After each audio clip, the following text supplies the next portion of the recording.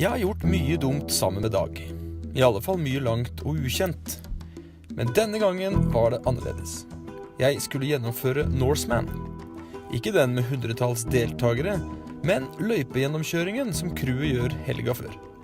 Mer nedskalert versjon skal en leite lenge etter. Målet er kort og godt å se om vannet er kaldt, og om Gaustatoppen fortsatt er like høy.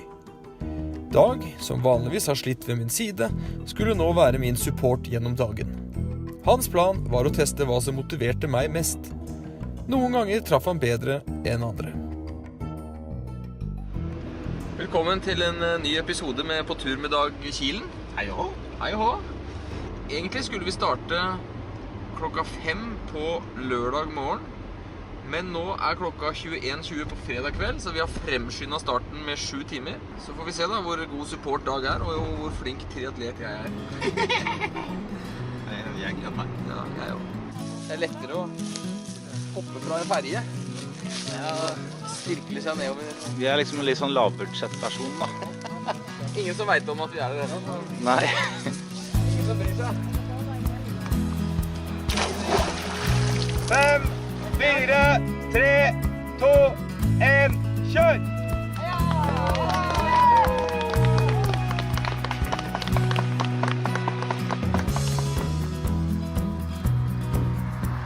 Løypegjennomkjøringen er på mange måter lik konkurransen.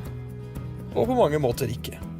Der Norseman har tusenvis av søkere, stiller det her en håndfull deltagere. Det skrives ikke noe om det i forkant eller underveis, og knapt noen vet at noe foregår. Akkurat slik jeg forestiller meg det var da Norseman for første gang ble arrangert. Det svømmer som en sel. Hallo, Hallo, hvordan dør det? deilig. Ja. Akkurat litt for langt, dette er gøy hele veien. Nå blir det litt flekking av. Ja, men vi husker jo hvor liten sånn der sensurbit du trenger på det. Det går jo bra. Men det begynner jo å bli mørkt. Ja. I hodet mitt var jeg jo innstilt på at det skulle bli lysere og lysere. Hallo! Hallo, gutter! Her kommer Green Lantern. Søren, du ser så rask ut, Ja, vet jeg er du. Du ser så rask ut. Snakkes!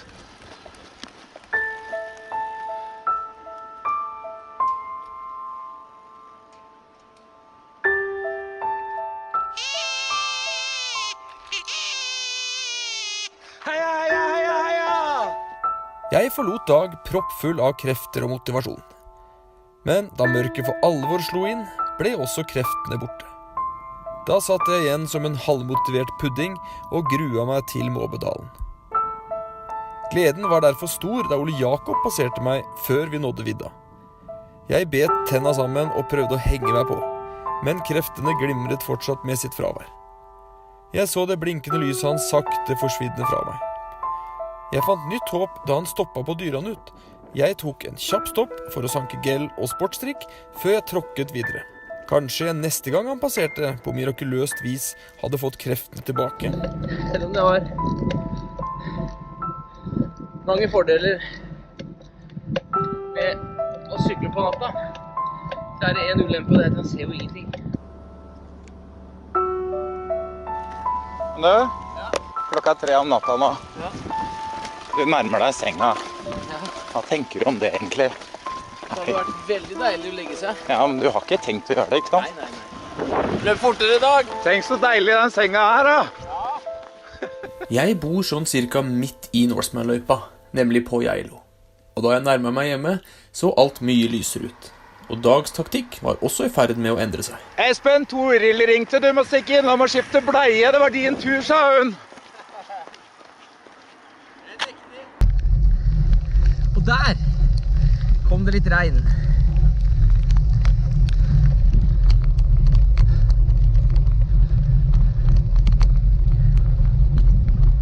Har du begynt å snakke med deg selv også nå? Ja, jeg begynte å rable litt. Er du like positiv, eller?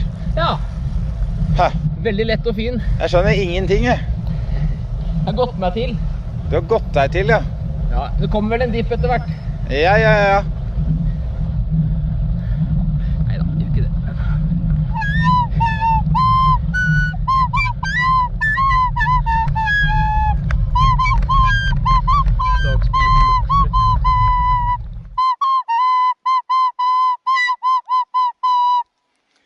det var da velkommen til Uvdal.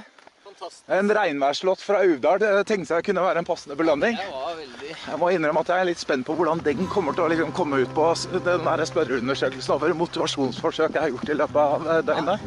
Men den er av de bedre, for det var veldig overraskende. Ja, ikke sant?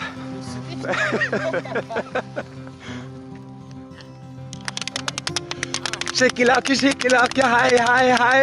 Espen, du er kjempegrei. Den er nesten sånn som den blokk-blokk-blokk. Jeg har et par til på lur, skjønner du. Espen, du vet sånn der reality-show og sånn. Så er det sånn, hvis de har vært flinke, så får de liksom ta en telefon hjem. Hei! Ungene sover da, så du må være stille, du må ikke rope. Hei! Går det bra?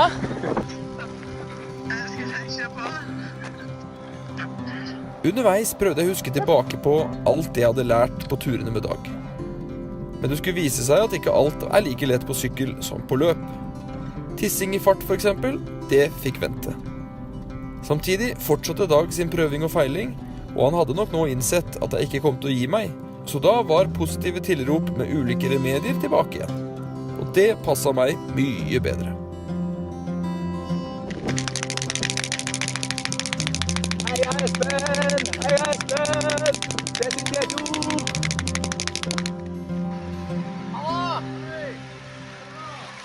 Jeg fant en så hyggelig liten benk Nei, til men deg. så fint da. Ja. Under 8 timer. Det er jo knakende bra. Du er altså 35 minutter foran deg selv. Fortsatt ligger i godt humør. Ja. Egentlig strålende fornøyd. Du skal få lov å løpe 60 meter i dag. Oi, kult. Ja, for nå har du svømt 3,8. Du har syklet 180 kilometer. Nå er det strengt tatt bare 60 meter det er snakk om. 60 meter igjen. Ja, du må riktig nok gjøre 703 av de da. Jeg kaster den der, jeg. Ja, fy, du er et svin, Takk, da. altså. God tur, da. Jeg tar deg igjen, jeg, altså. Ja, det er bra. Det er ikke noe problem, det. Jeg vinket til meg selv i fremtiden. Ses på Ares sida. Heia, vi elsker deg! Herlig! Ja, nå er det. Åh, du er så flink! Kan du vinke til deg selv der borte? Han som akkurat har startet, vet du. Ja, du blir gamle kunstner. Ja. Minner meg om en viss Norge på tvers-tur. Fordel, da. Krisser i 1743-fart. Hva er det vi ser her, da? Mål.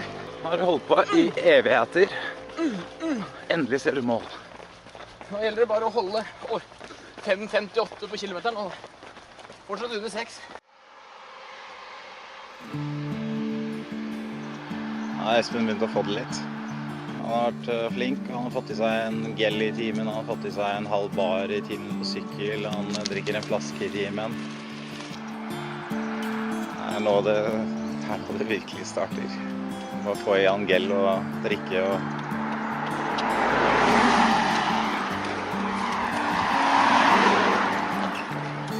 Vet du hva vi sier, Espen? Var det lett? Hadde vi kalt det fotball, var det ikke det? Det er lett i beina. Espen, nå har du tilbakelagt 2-23 mil. Og det er 1 igjen. En enslig mil igjen.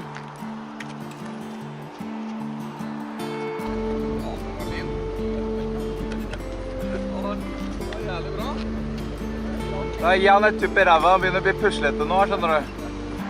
Er det deilig å gå forbi noen, eller? Det var digg å ha han med, for han hatt litt selskap. Ja, han var ikke helt klar for det. Nei. Det er ikke bare jeg som heier. Ja, men...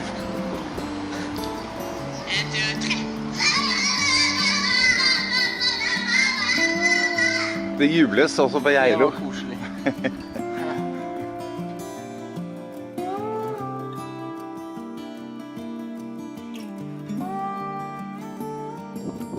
Her skal ikke du gjøre maktdemonstrasjon.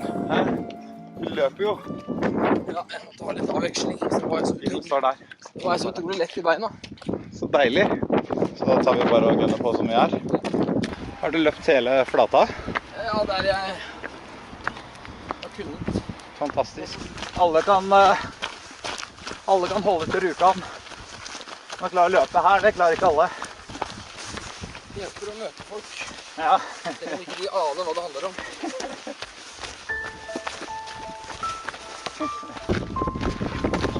Oi sann. Ikke noe skade nå på slutten.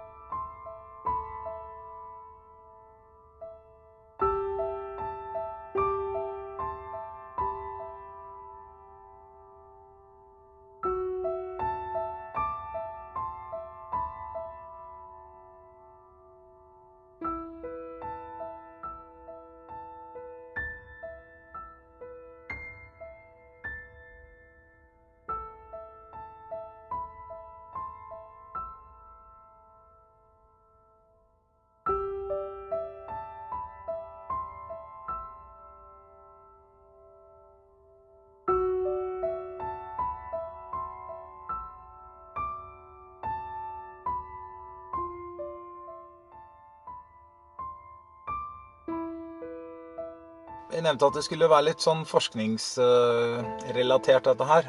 AC/DC, det var ikke bra nok. Rocky musikk, det var ikke bra nok. Koseprat om turen vi hadde over Finse med kjærlighet til ord, festival og hva annet var det vi hadde på den da? Klemsbu var vi innom og så videre. Det hjalp heller ikke. Eneste han snakket om på vei opp til Dyranut var jeg er kvalm, jeg er ikke i form, jeg er dårlig. Etter at han passerte Dyranut, og det begynte å bli flatt og nedoverbakke, så gikk det plutselig veldig mye bedre. Så det jeg tror vi egentlig kan si er at det spiller ingen rolle hva vi sier, hva vi spiller av musikk. Det er hvorvidt det er oppover eller nedover. Akkurat nå, Espen, ser det ut som du ikke takler oppoverbakke, men det går helt fint så lenge det går flatt eller nedover.